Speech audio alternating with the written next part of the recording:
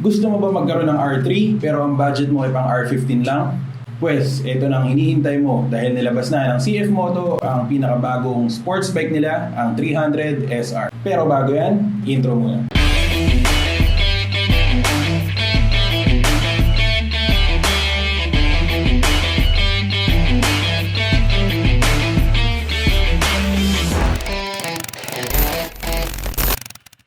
So yun na nga, kagabi lang nilabas na ng Cfmoto ang kauna-unahan nilang sports bike, ang Cfmoto 300SR. Bago pa nilabas to, kilala na ang Cfmoto para sa iba't ibang motor nila, lalong-lalo na ang NK400. Dahil ito ang isa sa pinakamurang 400cc dito sa Pilipinas.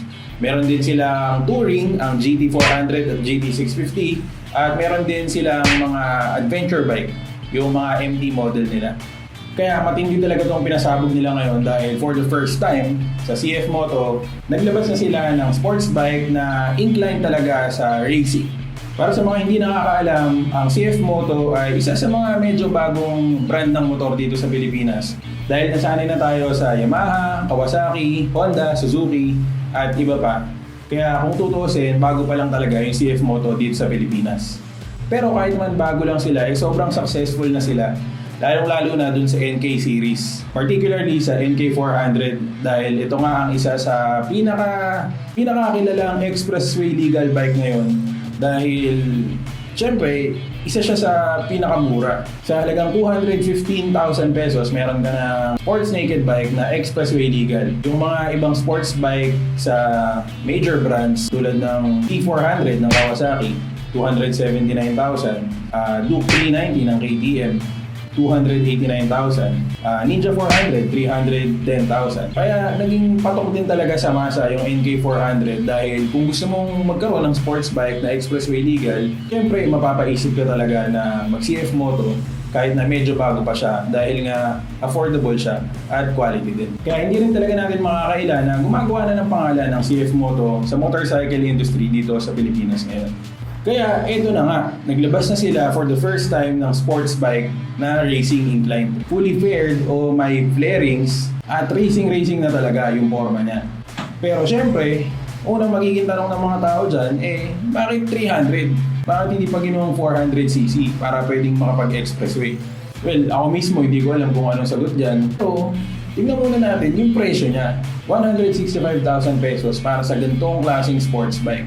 Tignan natin yung mga features niya at technology para malaman natin kung sulit ba talaga ang 165,000 para sa 300cc. Kung bakit mo kailangan bilhin to kahit na hindi pa siya expressway legal. Tsaka yun nga, tulad ng sabi ko kanina, yung presyo nito, kapresyo lang ng Yamaha R15, 150cc na sports bike.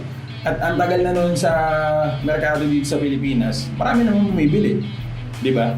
So dito sa 300SR, meron ka ng 300cc na katulad ng R3, pero yung babayaran mo, pampresyo lang ng 150cc. Okay, isa-isahin natin ang features ng Cfmoto 300SR. Simulan natin sa overall look ng motor. Kung titignan mo, sports bike na talaga ang itsura niya, o race replica. Kumpleto yung fairings, naka clip-on style handlebars, may windscreen, at yung stance mo talaga dito, pang racing na. Tapos tingnan mo naman yung headlight, sobrang aggressive talaga.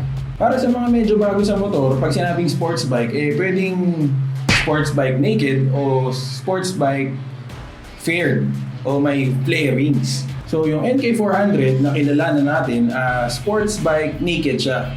Dahil minimal lang yung fairings niya at yung handlebars niya medyo nakataas. Upright riding position, kumbaga. Samantalang ito namang 300SR, race replica or race bike replica. Yung mga nakikita natin sa MotoGP na yung riding position aggressive talaga, naka-tuck o nakasubsob. At yung forma niya talaga habol yung aerodynamics para sa high-speed na takbuhan. Okay, samahan na naman tayo. Ang Cfmoto 300SR ay may 292.4cc single-cylinder liquid-cooled DOHC engine. Fuel injected na rin siya, powered by Bosch.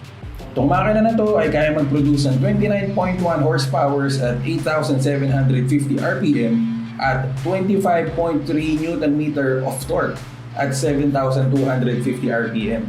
So So para sa 300cc na single cylinder, malakas na rin ang bike na to. Tulad ng NK400, meron siyang dalawang riding mode, ang Eco at Sport. Siyempre sa Eco, medyo tipid-tipid, nililimitahan niya ng konti yung power na binibigay. At pagdating naman sa Sport, pangwalwala na talaga. Meron din siyang 6-speed transmission, 1 down, all up. Sigurado ako, ang unang napansin nyo, single cylinder lang siya. Oo, single cylinder lang siya dahil unang-una na nga, yung price point nitong motor na to, budget. Budget talaga siya. Tsaka maraming ibang motor dyan na single cylinder pero sobrang ganda ng performance. Nandiyan na yung pinakasikat ng KTM na Duke at RC390. Parehas na nasa 400cc category. At yung RC390 nga, ginagamit talaga siya sa totoong karera.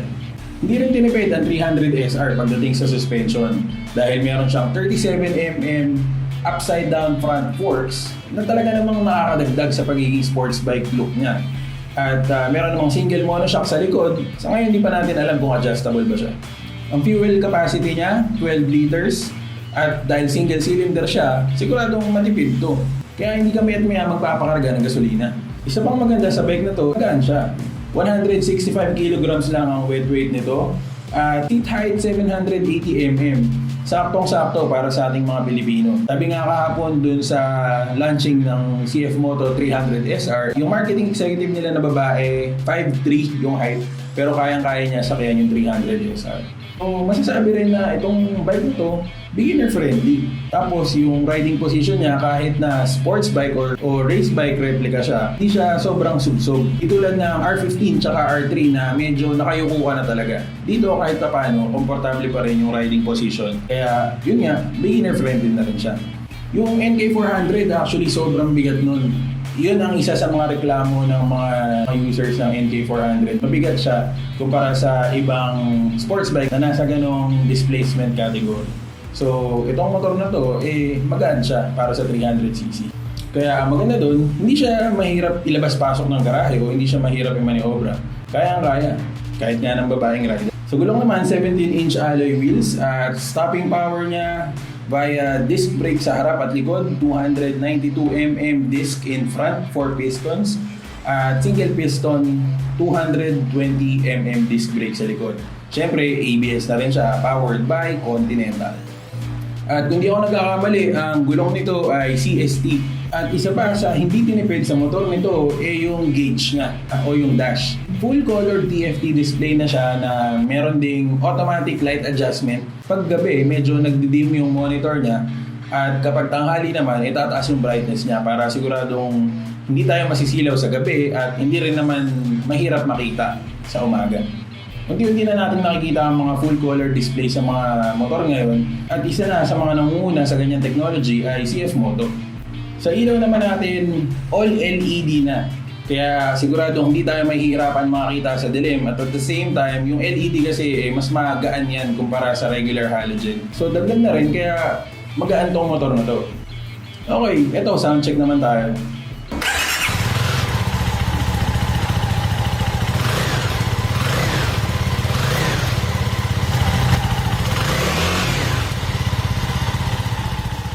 Oh, di ba? Kahit single cylinder, hindi naman siya tunog lata.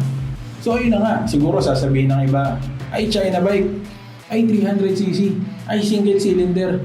Oo, totoo yun. Pero pinagsama-sama mo naman yung mga features at specifications na nabanggit natin, sulit na siya para sa 165,000 pesos. At uulitin ko, yung presyong yun, 150cc lang siya sa Yamaha. At alam ko maraming magkukumpara dito sa motor na to sa R3. Ang presyo more than 200,000 pesos. So, kayo nang bahala mag-decide dyan. Pero para na rin sa mga nanonood, bigyan ko kayo ng isang mabilis na breakdown ng comparison Yamaha R3 versus Cfmoto 300Sr.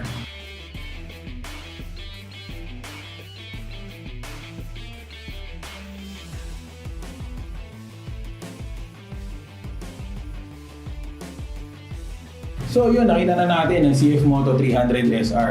Sa ngayon, available na siya sa mga showroom ng Cfmoto. Tatry kong subilip para makita natin sa personal. Malay natin, baka ito na yung susunod kong sports bike. Kayo nang bahala maghusga kung sulit pa talaga itong bike nito para sa 165,000 pesos. At kung nagustuhan nyo ang video na to, please subscribe and hit the notification bell para updated kayo sa mga susunod pa nating video. Siyempre, salamat sa sponsors ko, Spider PH. Ito na ang bagong labas ng Spider, ang Spy Series. So, race type helmet siya, pinakamura, double D, lightweight shell. Basta, abangan nyo na lang sa susunod na video. Yun lang muna. Salamat ulit sa mga nanonood. Motovisuals, out.